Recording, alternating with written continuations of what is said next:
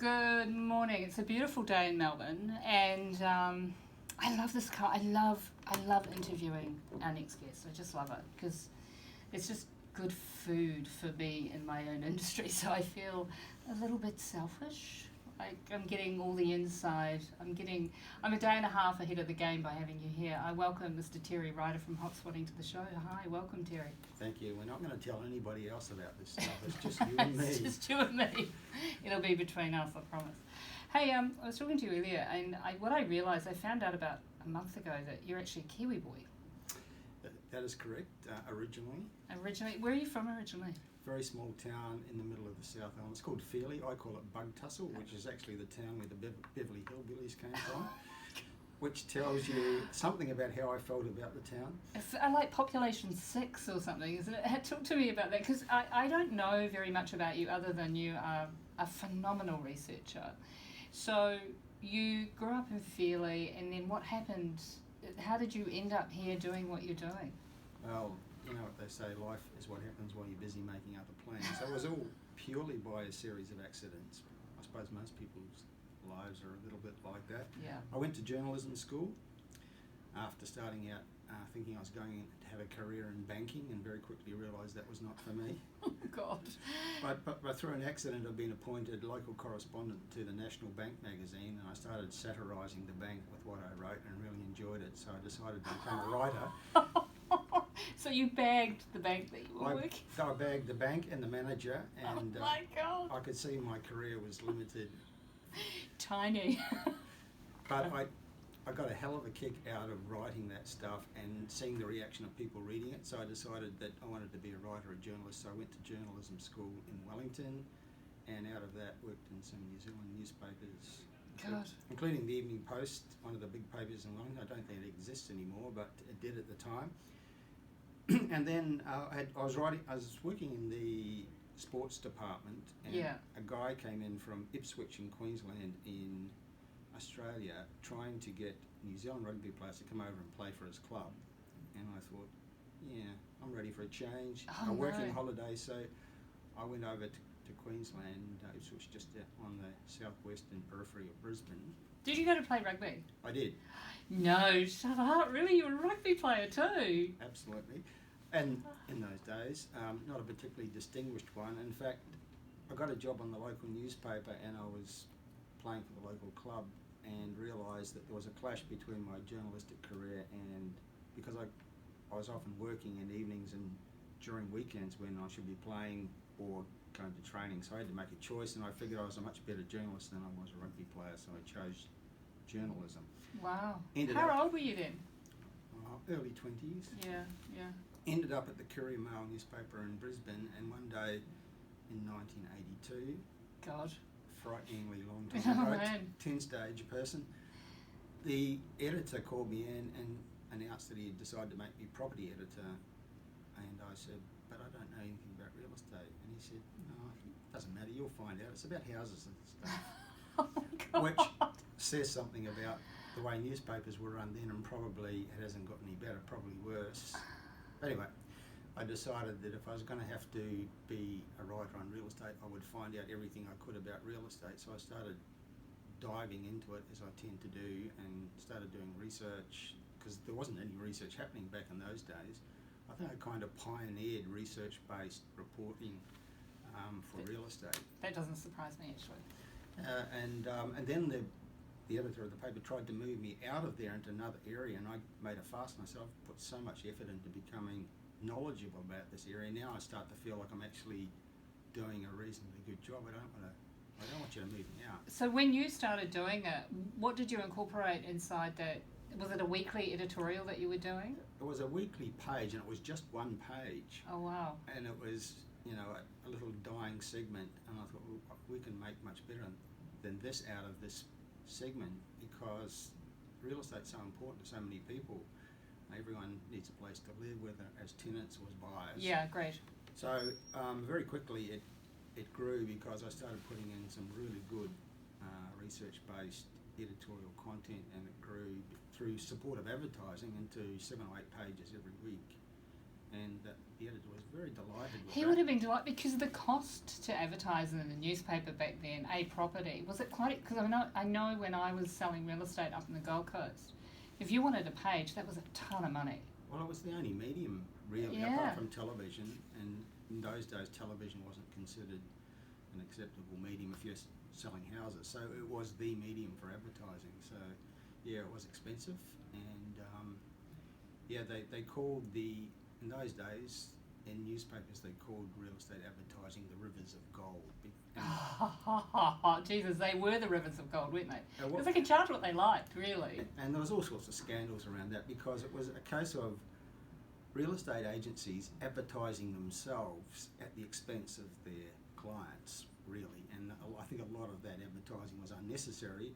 It happened because the real estate agencies controlled the money and the process, and they were advertising themselves at their clients' expense. And that was probably not a great situation, but that was the way it was, and to a certain extent still is. So from the... They would have loved you. I mean, I can imagine that if you've created something from nothing and all of a sudden there are 6 pages worth of advertising, there's a revenue that was realised just by your participation in that space. They took that show on the road too. That was the standard then across Australia of how you advertise. So really you were a pioneer in that. Yeah, I think the main area, where I may have pioneered, because I went from there to the Australian Financial Review as a rugby. I'm rugby. You're caught by rugby, I'm aren't from you? New Zealand. Such a Kiwi. I can't help it. As a real estate specialist, and then I gravitated out of there into becoming a consultant in the industry itself, because I kept getting all these offers, and I couldn't do both because there was a conflict of interest. So eventually I decided to become a consultant doing research and writing reports for people in the real estate space, and everything I did, I generated on their behalf research-based reports, and no one else was doing that at the time. There were no sort of core logics or domains. We didn't Nothing.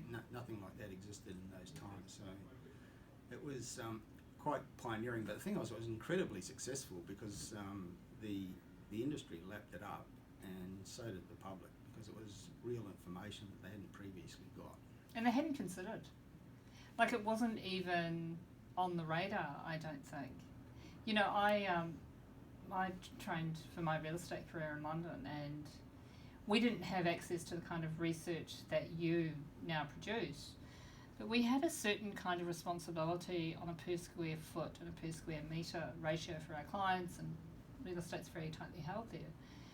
But what you've done here is you have magnified the real estate research marketplace, and you've done it. And I always, when I talk to my clients about you, I say the incredible thing about Terry Ryder is there's no nepotism.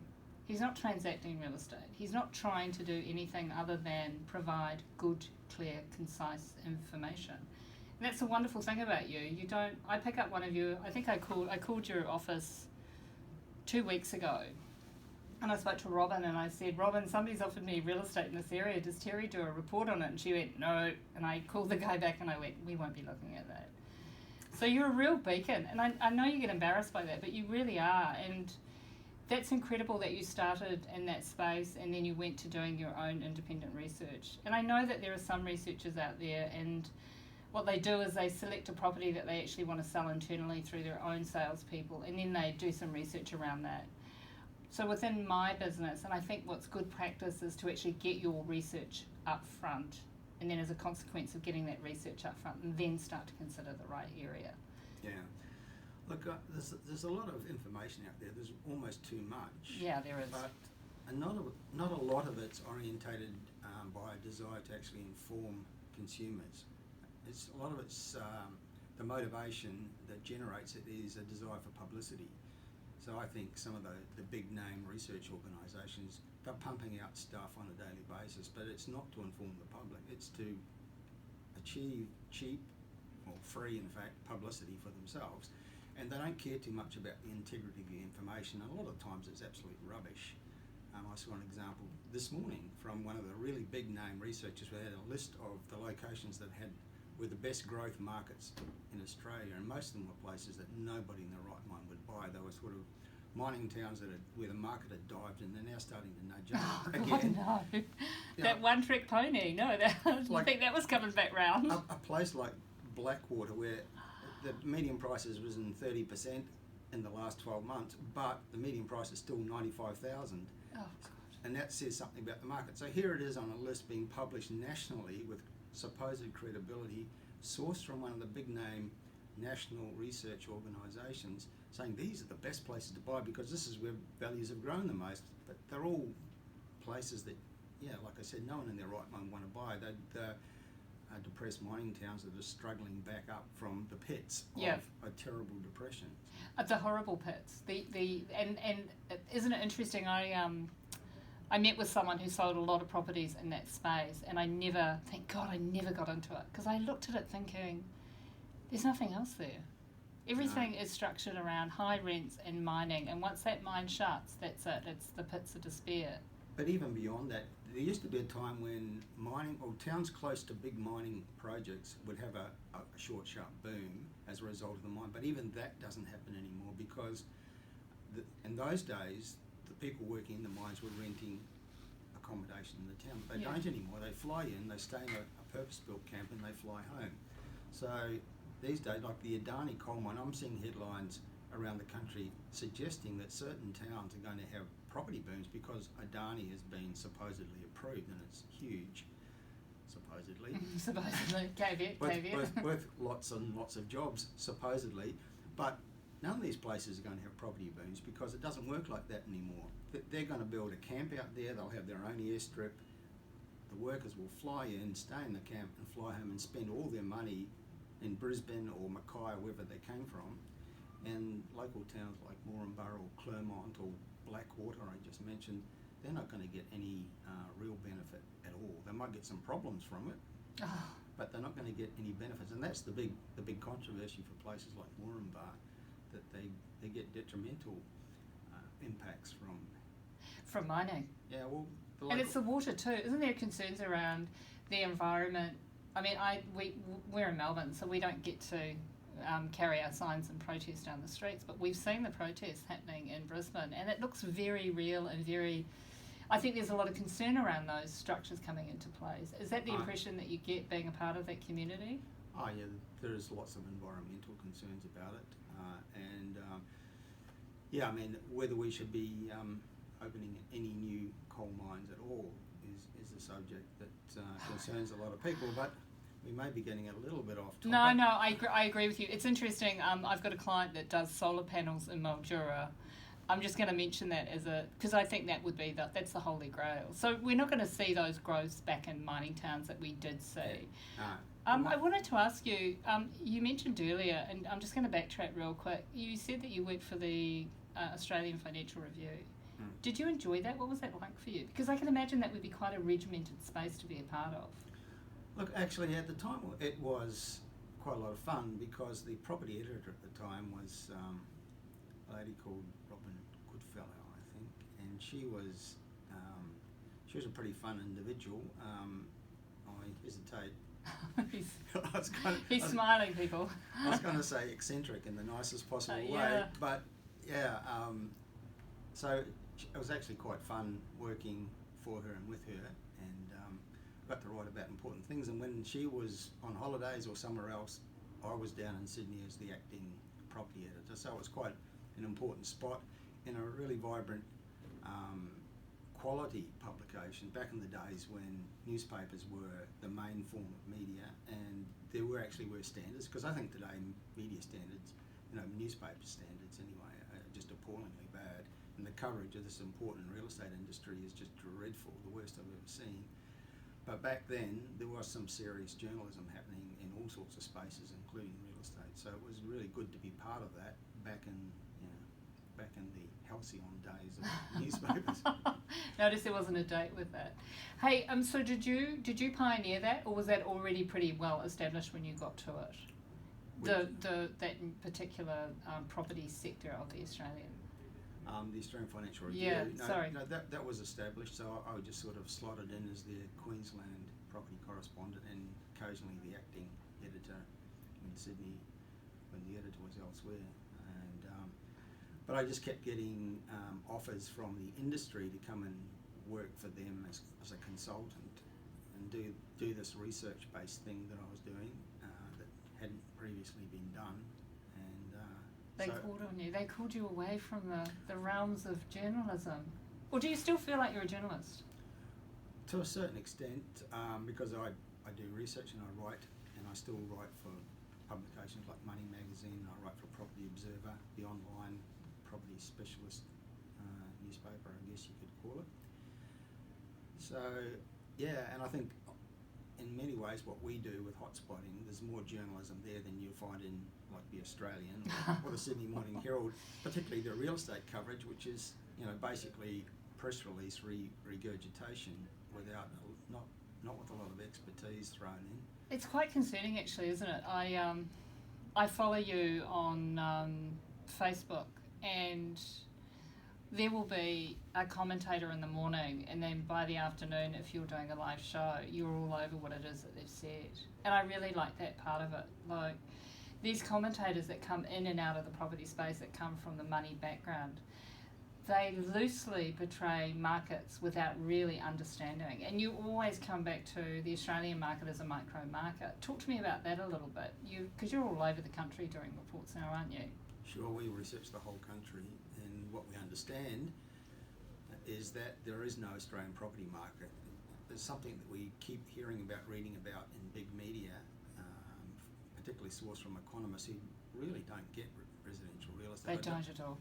And I'm asking an economist for expert analysis of residential property is like asking a hockey expert to commentate on the AFL Grand Final. I mean, you wouldn't do it, but that's what newspapers do with real estate. Yeah, I thought of it. So they keep talking about Australian property prices have fallen 5% in the last 12 months. Well, what are you talking about? There are markets all over the country that have risen 10, 15, 20%. There is no Australian property market. There is literally thousands of different markets, because real estate markets arise out of local economic conditions. It's not about the level of interest rates, it's not about negative gearing or any of those big national factors. It's about what's happening in Bendigo's economy, and if that's a strong, diverse, rising economy with rising population growth, then its property market's going to be strong. Yeah, population's one of those major factors, isn't it? Is it GDP, government spending? Can a market increase just with population? It needs all those other factors involved in it, doesn't it? It needs employment and all those central... It does. I think, in simple terms, it needs a strong, diverse economy. We were talking a moment ago about mining towns. One industry towns, no, avoid them. It's got to be diverse. It's got to have 6, 7, 8 different factors to its economy. That's the first thing. It needs to be creating jobs. The population needs to be rising consistently. A very big factor I've seldom talked about is infrastructure spending.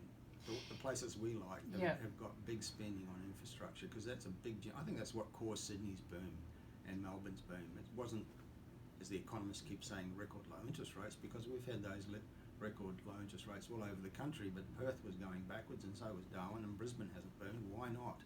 Well, because it's not about interest rates, it's about economic factors, and infrastructure spending is a huge driver of that. We did a show a week ago with Kate and Ross, and we talked about sea change. We talked about people moving into regional Victoria, Bendigo, Geelong, Ballarat, and that the driver there was an emotional driver involved in that too. What are your thoughts about that? That people are sick of living in Melbourne due to high mortgages, and this transportation connectivity here is decreasing. We're starting to see people move. Do you think that's helping grow these little regional cities? Yeah, definitely. There are demographic trends there that are worth noting. It's about people being fed up with the high cost of living, including housing, the congestion, the transport problems, seeking a different lifestyle, a more affordable lifestyle, more relaxed. I live in a town where there's no traffic lights, and you can actually get a park in the main street. This is a guy that just complained about Fairley. Well, you just described home, didn't you? Not really. This place has a much bigger population, and it's what I like about where I live, which is called Mullaney, by the way. Yeah. It's 30 minutes from the beaches of the Sunshine Coast and their local airport. which has direct flights to Melbourne. Oh, great, that's good, that's clever. And an hour or so from the centre of Brisbane, but it's a town up in the hills, and there are no traffic lights, and it's got a real sense of community, and really good people live there, and it's a great place to bring up kids and all of that. And You just sounded like a Kiwi. You can take the Kiwi boy out of New Zealand, but you can't take the Kiwi out of the boy. That's what I'm hearing, because that's home, isn't it? That's New Zealand. That's community, knowing each other. Yeah, but I think it's also the best of Australia. And Yes, of course, and of course. I mean, I love driving through rural Australia, through the regions. I was doing it the other day when I went up to Bendigo, and through all these other towns like Gisborne and Kyneton, and these are great places, and these are places that are attracting lots of buyer interest, both home buyers and investors, out of Melbourne, because Melbourne's become really expensive, and people understand that for a lot of reasons they can live in these places and perhaps still have a job somewhere in Melbourne. Not everyone works in the CBD. There's a lot of jobs in the north of Melbourne, but also a lot of people work from home a lot more, and you don't actually need to be in the city to have a city job. So We've got that. We were talking about that the other week. There's a lot of hot desking, a lot of people coming in for meetings and then spending the rest of the time at home. Let's talk about regional Victoria, because you talk about it a lot. I don't think a lot of people realise that, like Ballarat, for example, has a lot of fabulous schools and education facilities. yeah, And that's a big draw card too, because we really are. Victoria is an educational state, isn't it? yeah. Look, all of those things are part of the mix that make places like Ballarat and Bendigo and others worth considering as investors, and also as home buyers. You might considering a change of lifestyle. I'll talk about Bendigo because I was there the other day, and I felt like I was in Melbourne, because I found this little alleyway off one of the main streets, and it was just like one of the Melbourne ones. It was, lots of graffiti on the walls, very narrow, and just lined with cafes. And the one I popped into and sat down and had lunch, it was just full of young teenage women who looked like they weren't exactly poor. Yeah. I thought, I'm pretty sure there's a private school Somewhere close. for girls, not far away from me, because I know Bendigo has that. There has, and Ballarat too. Major private schools, as well as university campuses and TAFE campuses, and all sorts of other things. So these are vibrant places with lots of different. Yeah, Bendigo. I like Bendigo because it's actually got a really responsive art gallery. They respond. They get international artists to bring in art from all over the world. It's a really gorgeous little hub there. Yeah. And I know that, we go up there regularly whenever they've got anything going on. So I wanted to talk to you about, I always ask, when I call the city council to ask them what they're doing within an area, do you think that there's anything that would have an impact on an area like a prison being built around the corner that would cease or stop the growth of an area? Look, there is a perception about that, and there would always be protests about that. Certain religious structures, perhaps. I love how you did that. I'm not saying anything, I'm just saying this. Yes, nice. Inside some opposition, and you always hear people when someone shoves a microphone and a television camera in their face saying, we're worried about the effect on our property values. And I'm thinking, well, there's actually no evidence that building this structure in your neighbourhood actually it will have an effect on. In fact, I've kind of researched that. I've researched locations in Australia where there is a mosque. Yeah, for example. And what's the property market performed like? In most cases, it's done really well. Like Lakemba in Sydney, for example, got the biggest one in the Southern Hemisphere, I think. Oh wow! Very visible, but that market has been a really strong performer. Prisons. Yeah. Anything like that, because I always ask. I always want to make sure that, because there's I feel a deep responsibility to my clients when I start to give an indication of an area to them, and I don't want anything to get in the way of that potential growth. But really, I'm worrying without any need. You don't see any concerns for that at all? Not as big a concern as a lot of people would have you believe. So it's a massive misconception, really, isn't it? It is. That quite often there's no evidence that having certain things in your neighbourhood. I think if you lived across the road from a prison, you're probably not going to have strong property growth. But do not move in next door to a prison. No, but prisons tend not to be located in the middle of residential areas Yes, anymore. of course. You know, everywhere anybody decides to build something, even if it's like a 6-pack of units, there'll be a protest. But in particular, something like a wind farm or a solar power farm, Yep. which to me are really inoffensive things to have in your neighbourhood and environmentally good things to have. But there'll always be protesters and people claiming that it's going to affect their health and their lambs won't be able to be birthed, and the cows will no longer give milk. The sun will not shine, the water will go. Gosh. And there's really no factual basis to any of these things. It's just that people don't like change and they will resist it. Yeah. How do you stay on top of everything? Because I know one of your friends, and he said to me, Terry actually gets in the car and goes out to these areas. Yeah. He doesn't just look at the research online, he goes out and explores it. He told me that you had a camper van and you were often on the road. Is that something you still do?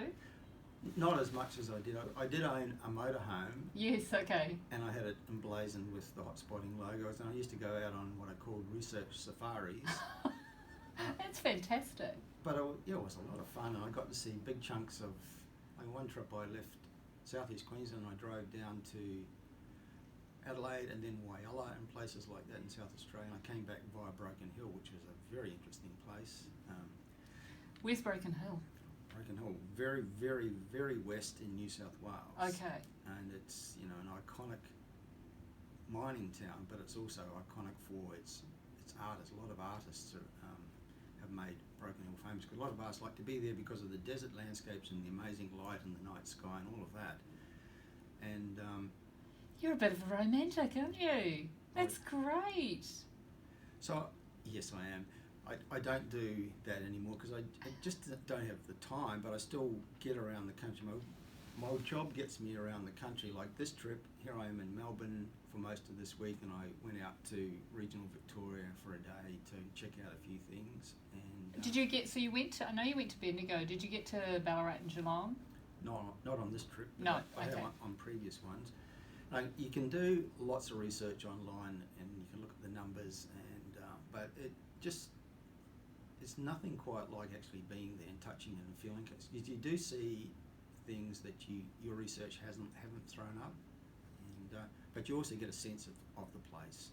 Like I got a sense just driving through. I'm not even sure how to pronounce it. Kyneton. Kyneton, is it? Yeah, it's Kyneton. I know Kyneton really well. It's a lovely little place. It's beautiful. It's got a lovely historic streetscape fabric to it. Yeah, it's great. I've got friends that live out there. But markets like that, just looking at the numbers, they've been growing really strongly in the last couple of years. Their median prices are really up, and it's Seymour and Welland and Broadford and Gisborne. And you like Gisborne too? I think Gisborne's great. Yeah, but all those places are getting a lot of people moving there and buying investments there. And when you look at the government population projections for some of those places, that's where they see a lot of growth happening. And it's all going to be people out of Melbourne because it's a different lifestyle and it's cheaper. And it's commutable, and there's train lines coming through many of those towns, so you can jump on a train if you've got to go to Melbourne to work. One of my friends is in Gisborne, and she doesn't drive into the city. She literally just walks to the train station, gets on. She's right here at Southern Cross train station, and that's the level of connectivity now. Do we need to do more with infrastructure here in Melbourne? I kind of feel like it's all happening in these gorgeous little regional pockets. But I kind of almost feel like we're a day and a half behind the game here. I drive up the Monash to go and see my sister in Narre Warren, and I know they've just widened that road, but they I feel like those diggers should be out there continuing. Somebody said to me the other day, 300 people a day move into Melbourne. Do we need governments or do we need our government to be more proactive with their infrastructure to support the booming population? Well, yeah, you do need to be doing more. I mean, they're doing plenty, but infrastructure's always chasing, population growth. It's never keeping up, and it's never overtaking. That's what they want. They kind of want the people to move in, and then they'll build it. And in China, they build it, and then the people move in. I kind of feel like the juxtaposition is a little bit askewed here. Yeah. Talk to me about your key areas for Australia right now. Where do our clients need to start considering perhaps looking at purchasing? Well, I think real estate consumers generally need to consider regional Australia more than they do. Yeah. There's a myth out there that to get the best growth you've got to be in the biggest cities and you've got to be close to the CBD, and both those beliefs are wrong. They're not supported by any research evidence. There was another list published this morning. I'm not totally sure about the credibility, but no, but please anyway, bring it out, lay it out. It was the top 10 locations in Australia for growth in prices for the last 5 years, and 7 of the 10 were regional areas, right? Okay, good. Okay, so I'm not going to attest to the veracity of the list because median price data is dodgy data.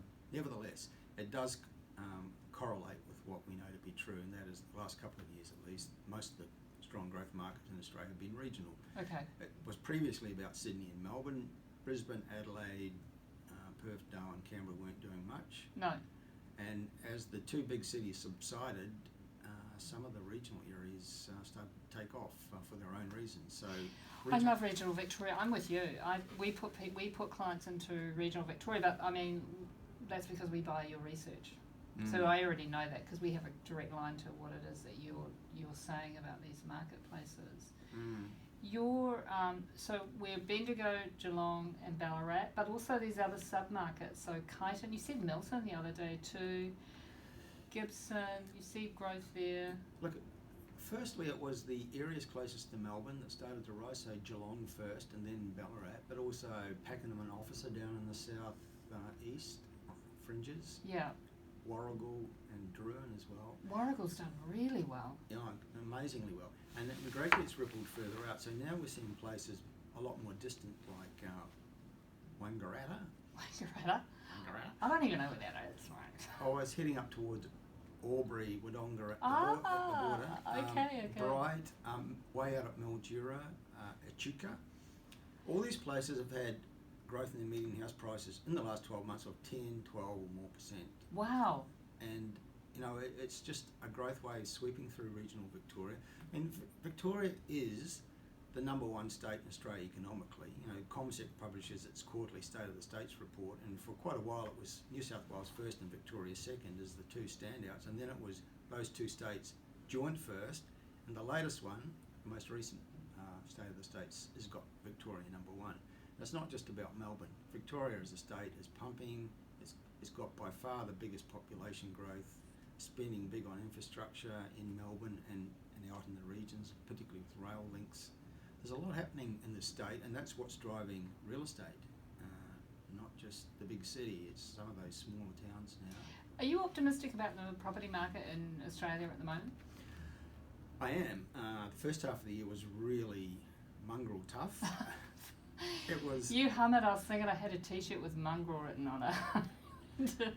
But it was like a perfect storm of negatives, including very negative media, and the impending federal election with the prospect of a result that the industry certainly didn't want.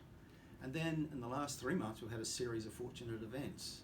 The election's out of the way, the result was favourable to real estate, then we've got APRA changes, then we've got 2 interest rate cuts, then we've got tax cuts, then we've got Westpac defeating ASIC in a major court case which relates to lending standards. All of these things help real estate. So all of a sudden it's a bright new world of all these things in the background changing sentiment and confidence, and that's now starting to translate into actual real data, because we've seen the price decline in Sydney and Melbourne stop, and the clearance rates, if you can believe them, are improving week by week. Yes. But anecdotally, people are out there competing for good properties in the big cities. Meanwhile, regional Australia is still pumping, certainly in the eastern states. So it's all looking a lot more optimistic. Are we going to have this for the long term, you think? Well, I think so. The economists are constantly, every day, they're warning about some impending disaster, but most of what they predict doesn't happen. We know that to be true. Australia's a very strong country, a very strong economy. There will be various headwinds, but it's going to continue to chug along. We've got so many assets Oh, we're a great country. I love it here. Well, a very fortunate country. Yeah, very fortunate. I love it here. I just think we've landed in the Holy Land. It's just extraordinary. Yeah. It really is. But all that underpins real estate, and we're a wealthy country, and people have the incomes to afford real estate, even though it's for young people it's not easy. But having said that, right now the housing affordability measures are the best they've been for 7 or 8 years. First home buyers are out there really active at the moment, including in Sydney and Melbourne, which are the most expensive cities, but also on the fringes, which brings in places like regional Victoria into play. So yeah. I think the future is really positive. Me too. I'm starting to see some really clever thinkers around the affordable housing space too. So interesting entrepreneurs that are coming in, just really wanting to create some change to ensure that young people can get in. Because I feel like, and correct me if I'm wrong, but this is my position on this. I think if you have a property, you avoid poverty. I think owning property is the number one asset class for Australians. And I know that young millennials are frightened about getting into the market. Perhaps they won't be able to. And I think there's been a real dialogue around doing that. But I think we need to find a way that we can help everyone into real estate. Yeah. Look, the housing affordability issue is very important, but it's completely misrepresented and misreported by our shallow media. They let the politicians... By a shallow media. I mean, I'm with you. I get irate. I throw shit at the television when these people are on. Yeah, well, mainstream media is what I'm talking about. The big newspapers and television, including ABC Television, whose coverage... Can you say that on yeah? Please don't say ABC. Go. Yeah, anyway, they allow politicians to get away with pointing the finger of blame about affordability in every direction but at themselves. But the reality is that politicians are the problem. The key to the affordability issue is the fact that it costs so much to build new dwellings in this country, and we've just had another piece of research done. This one was actually commissioned by the Housing Industry Association, so you could say maybe it's tainted by vested interest, but it correlates with lots of other research studies that have been done by universities and other independent sources over the years, and what it says is that up to half of the cost of creating a new dwelling in this country, a house and land package, is government impost, taxes, fees and charges by all three levels of government. They milk it to death. Amen. I'm with you. I look at stamp duty costs, because we don't have that in New Zealand. I look at that and I'm like, how on earth? What the hell is that? What is that? That's like taking money and sticking it on a barbecue and then watching it. It's like dead money, and yet it's, I was in the south, I did a lot of work in the southeast a few years ago, and they were literally drip feeding land out so they could increase the prices because there was a ferocious demand.